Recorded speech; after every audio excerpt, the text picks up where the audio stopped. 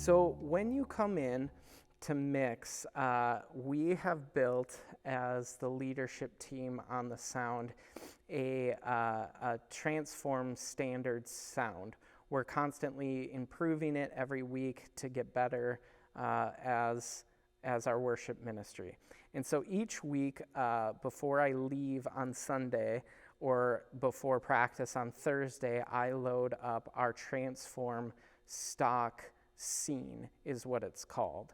And I can show you kind of how I do that is here in scenes. If we click view and we page over here to our scenes, we can go ahead and scroll through different scenes that have been saved over the years.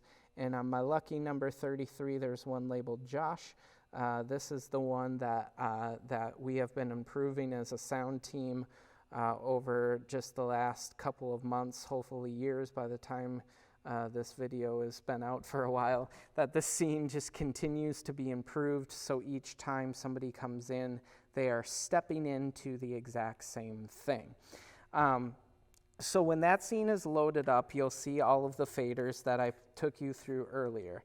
Now, what we're going to want to do here is we're going to want to start setting things up for practice. Maybe we're here as a sound technician on Thursday night for practice. Maybe it's Sunday morning and we want to go through and just start getting things ready. So typically what I like to do is if something is in use, I make sure the fader is up. If something is not in use, let's put it down because we don't want the confusion. So in this particular week that I'm making this video, we have 2 lead vocalists, and we actually have somebody on keys who is also going to be singing. So I'm going to be bringing that key microphone up, and in our corded microphone, we have nobody using that, so we're going to put that down. We have an announcement person this week, so that's going to be up, and our pastor mic up, and that's going to be up. I do the same thing over here. Obviously, we're hopefully always going to have a drummer, so those will be unmuted through the mute group, and those will be utilized. On this particular week, we're only going to have one guitar, so maybe I'm going to mute this guitar, make sure this fader's down, but we have this guitar here, so we're going to bring that fader just a little bit up. We have keys this week, we got acoustic. We don't have a bass guitarist this week, unfortunately, so we're just going to mute that and turn that down, and then make sure that our bass channel as a part of our tracks is turned up. Now, each of these are color-coded. So each mic has its own individual color, as well as the 2 pastor and announcement mics has blue. We have all of these that are dealing with drums. We have the 2 different guitars. We have the keys, acoustic, bass guitar, and all of these are tied in to the tracks. So we're going to want to just find our faders and just give a rough little fader in of everything just so we can hear everything and make sure that it is good to go. So now here's a general rundown of mixing. Mixing is something that I'm not going to be able to communicate as well in a video as I would be on a Sunday morning. So this is really where your training is going to show itself. But here are just some of the most important tips that I can share about mixing here at Transform. First of all, if you have no experience in sound, or maybe just are still getting to know it, or maybe looking to improve, just remember one of the things that I like to do is I like to look at the stage, and I like to work my way from one side of the stage to the other side. And as I'm working my way over, I'm listening. Do I hear the keys?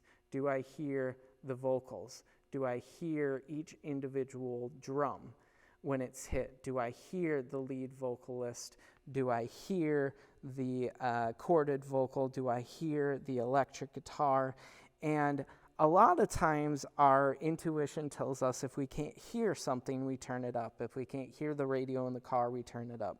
But on sound and in mixing, sometimes we're not going to be turning something up in order to hear it better, but rather turning something down to hear something better.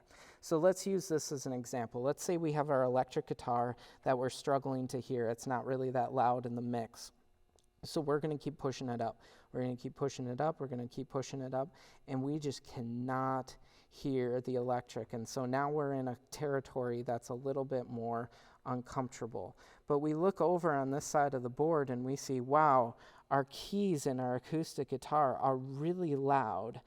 And we use this idea of turning down in order to turn up. So I'm going to take and I'm going to turn down my acoustic, turn down my keys in order to turn down my electric guitar. Now, in order to do this, we need to know what things are maybe fighting for frequencies together. So a lot of times you'll find that acoustic guitar fights with drums and snare, especially because they're both rhythmic kind of instruments. You'll see bass fighting with some of the lower end drum instruments, so like your kick and your floor tom. You'll see keys kind of blending into all of it, and just looking to find the fader's place. And you'll see vocals really fighting a lot of electric guitar for that mid-range coming through the mains. So what you're going to want to do is just really focus on turning down to turn up. And also the other thing about mixing is making sure that your fader, your gain, and your dynamics and low cut are all set to comfortable levels. Now, this is why I personally believe that it is so important to go instrument by instrument when you first get here on Thursdays and when you first get here on Sundays.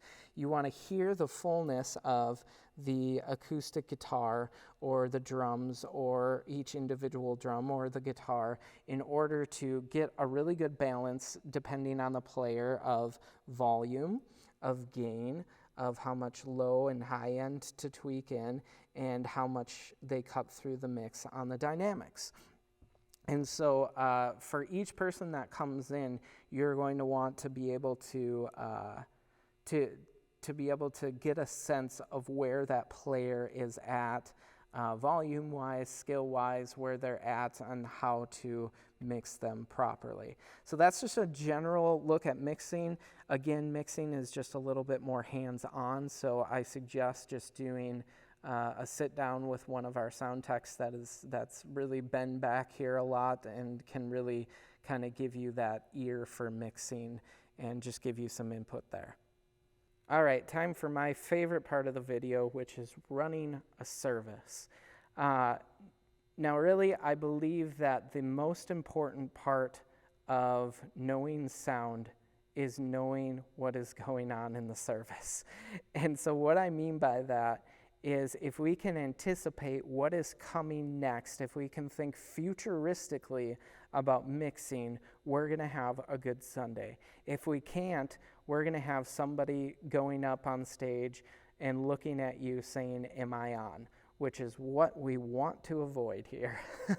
And so general mixing here. I'm just going to kind of take you through a service.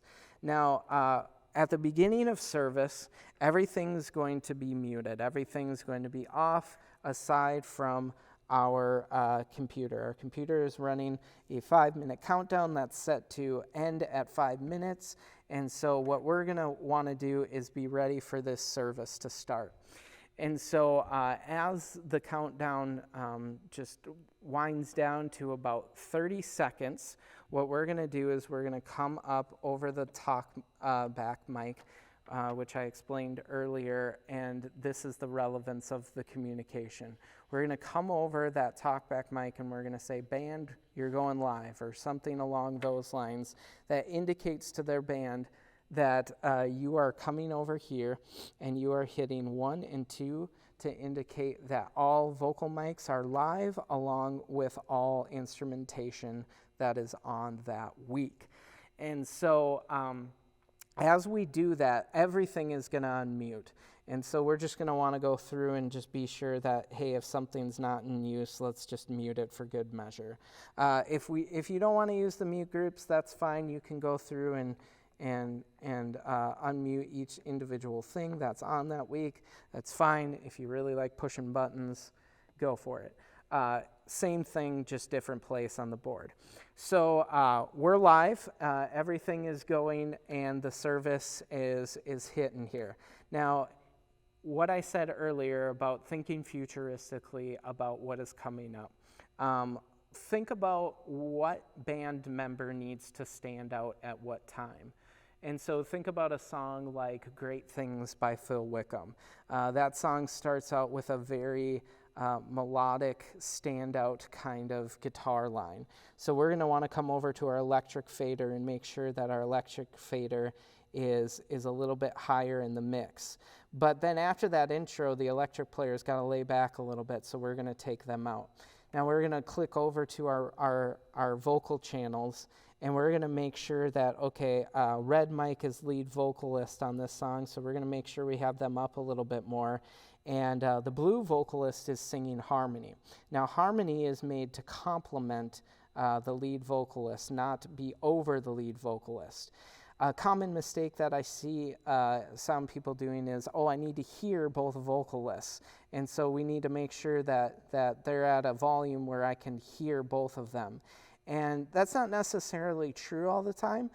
We want to make sure that that lead vocalist has the lead voice coming out of the speaker, and that this harmony vocalist is complementing this vocalist. So they're not coming over or overpowering them, but they are complementing them in the mix.